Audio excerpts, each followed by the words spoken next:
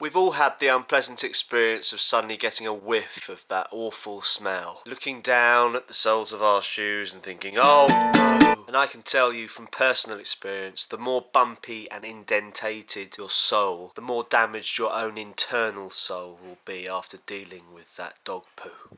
Luckily, dog waste bins exist for you to dispose of your four-legged friend's little gifts in. There are currently 380 said dog waste bins in the district that I live in West Sussex, England. Let's take a closer look. It's generally accepted by manufacturers that when selecting a dog waste bin you should look for the following features. Optimum capacity.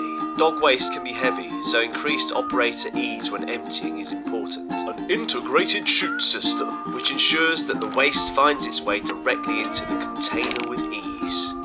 A self-returning lid, to lock in odours and prevent vermin and insects from making the bin their home. Eye-catching colour options and graphics. Signage can help the consumer distinguish between a dog waste disposal bin, an average litter bin, and a post box, removing the chance of any embarrassing mistakes. Construction from high-quality materials. Always ensure a robust and durable material construction for a high-quality and long-service life for your bin. The maintenance person wants to avoid having to go near that bin as much as possible, remember? Also, while you're at it, why not add a poo bag dispenser? This will need topping up regularly. Or a dog lead hook, allowing the dog and owner safety, happiness and peace of mind during those messy clean-up operations.